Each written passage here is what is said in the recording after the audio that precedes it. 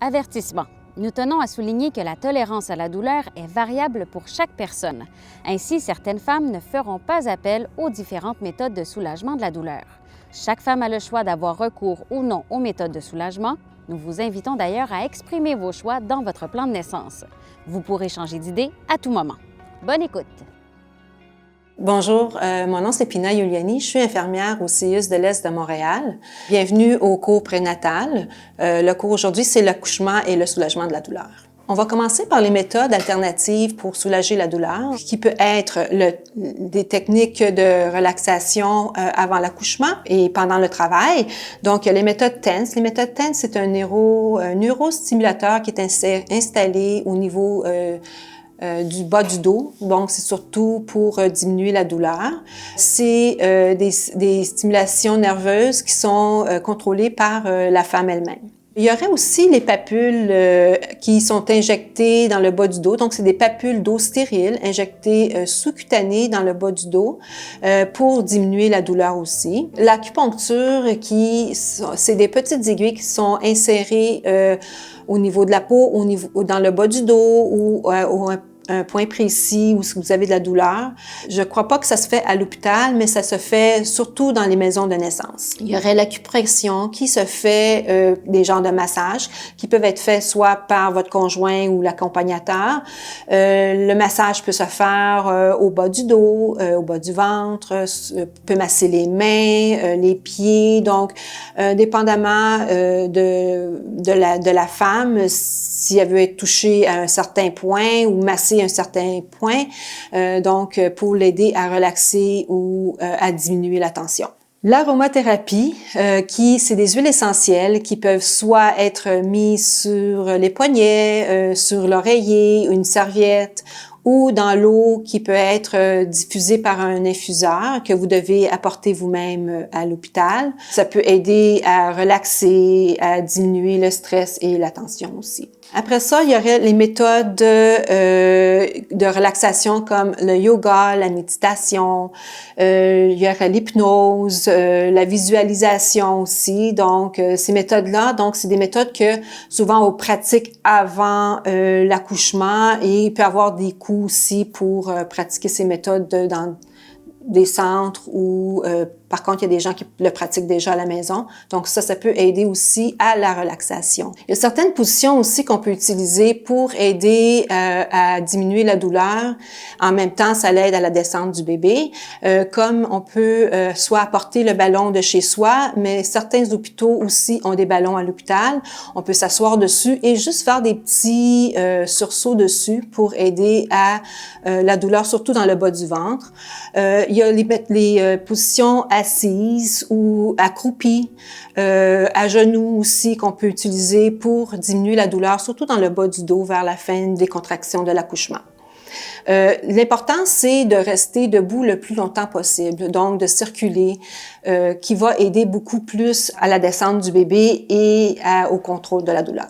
Après ça, on va passer aux méthodes pharmacologiques. Donc, les méthodes pharmacologiques, il y aurait des injections intramusculaires qu'on peut donner. C'est souvent des narcotiques, donc qui sont injectés soit intramusculaires ou sous-cutanés par l'infirmière.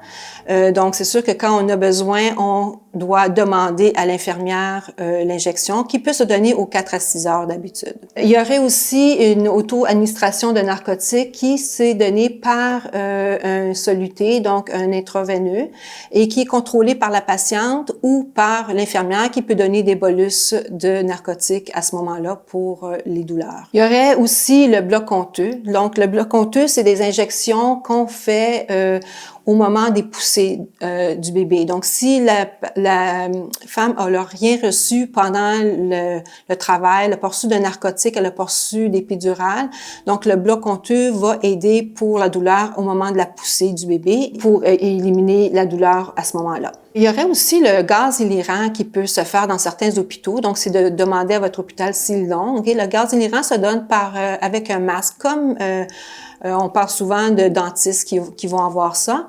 Donc, le gaz hilirant peut se contrôler par la femme elle-même. Donc, elle se met le masque au moment où elle a des contractions de la douleur.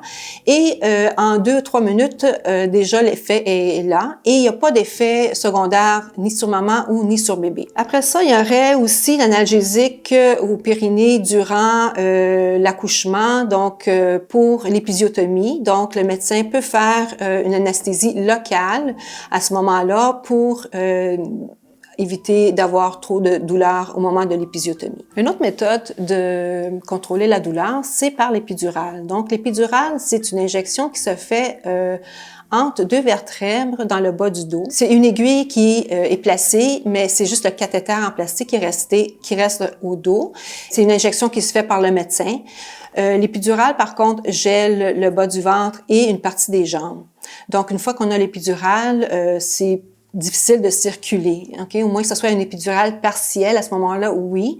Mais sinon, une fois qu'on a l'épidurale, on n'a pas le choix de rester couché au lit. Il est préférable de ne pas le demander trop tôt non plus, parce que aussi ça peut retarder le travail. C'est de demander à l'infirmière ou au médecin le moment juste de recevoir l'épidurale.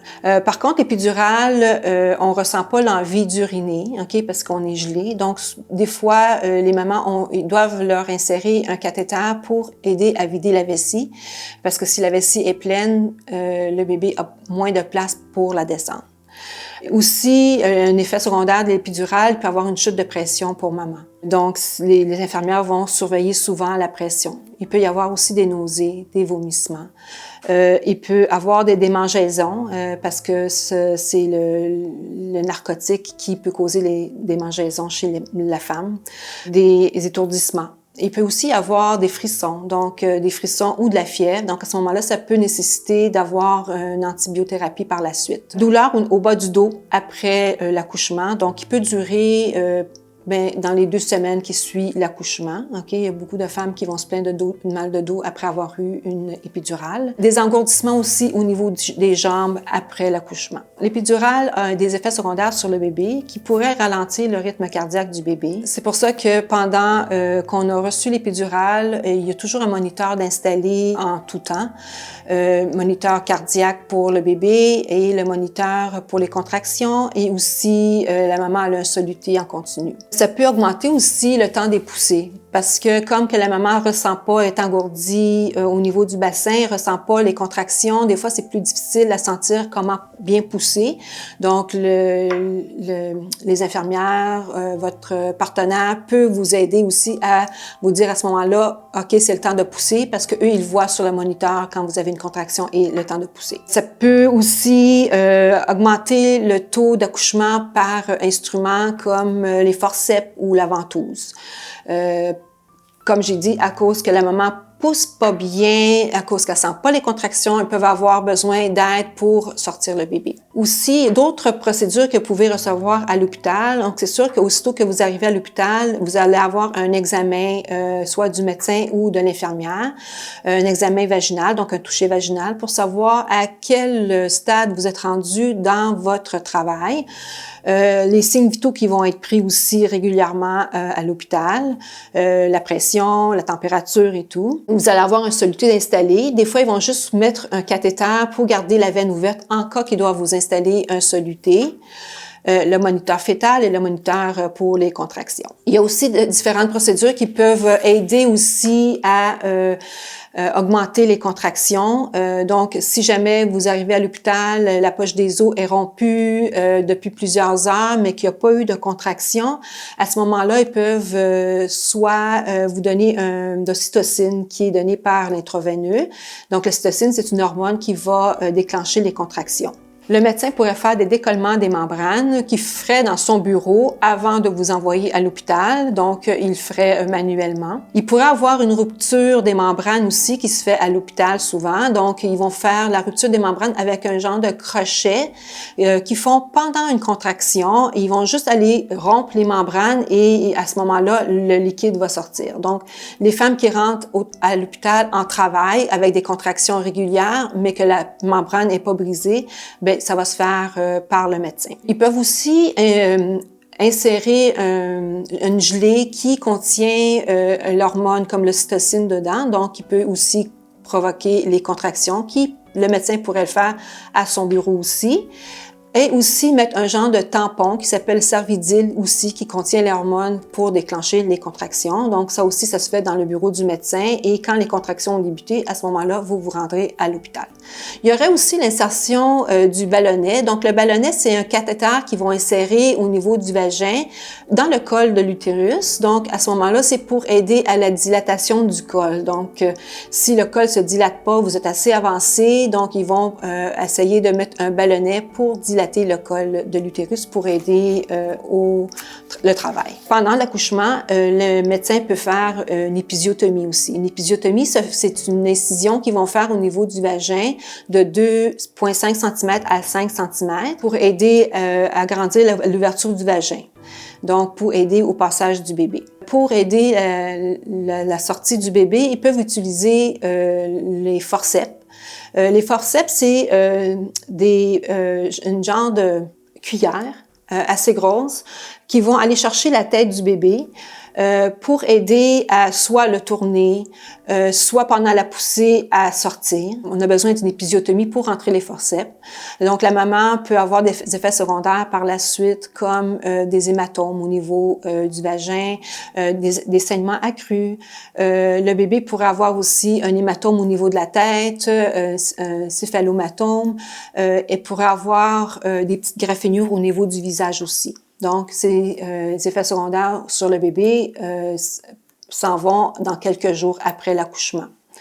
Il pourra aussi avoir la ventouse. La ventouse, c'est un petit peu moins traumatisant pour maman. Donc, c'est un genre de succion qu'ils vont mettre au niveau de la tête du bébé pendant la poussée, qui peuvent aider soit à tourner le bébé ou soit à le faire sortir.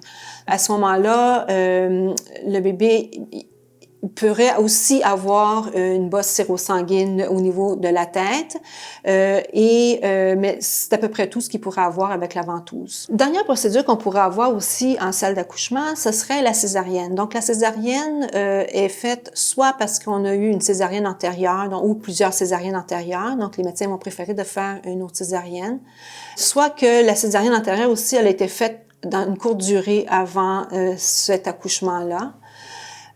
Soit que le bébé est trop gros, qu'il y a un arrêt de travail, donc que le travail avance pas et ça fait plus que 24 heures que la maman est en contraction, donc les médecins vont suggérer une césarienne. S'il y a une détresse, soit pour le bébé ou pour la maman. Si la maman elle souffre de haute tension artérielle, de toxémie, si maman elle a de l'herpès génital, donc c'est sûr que ces mamans-là doivent avoir une césarienne parce que ça peut être dangereux pour elle et pour le bébé. La césarienne pourrait aussi avoir des risques sur le bébé. Le bébé pourrait être plus endormi après l'accouchement. Donc, c'est sûr que si maman voudrait allaiter, donc ça pourrait prendre un petit peu plus de temps à bébé à accrocher au sein. Maintenant, dans les hôpitaux, même si on a une césarienne, on pourrait quand même faire du pot à pot après l'accouchement. Donc, c'est de vérifier avec le centre hospitalier que vous devez accoucher. S'ils peuvent mettre le bébé sous votre poitrine après l'accouchement à cause de la césarienne, c'est sûr qu'on a des draps devant nous. On peut avoir de l'aide de l'infirmière ou de votre conjoint ou de votre accompagnateur pour mettre le bébé pot à pot sur la poitrine. Bon, la césarienne, c'est sûr que ça peut faire peur à des gens. Par contre, il y a des médicaments on va recevoir pour avoir un bon rétablissement à la maison. C'est sûr que le séjour à l'hôpital est un petit peu plus long, donc à peu près 2 à 3 jours. Mais par contre, la douleur est très bien contrôlée après l'accouchement. Donc, en terminant, je veux juste vous mentionner que peu importe la méthode qui est utilisée pour le soulagement de la douleur ou qui est utilisée pour aider à accoucher, c'est vous qui décidez, premièrement, des méthodes que vous voulez avoir. Et puis, vous êtes toujours bien accompagné par les médecins, les infirmières à l'hôpital. Donc, je vous souhaite un bel accouchement et un bébé en santé.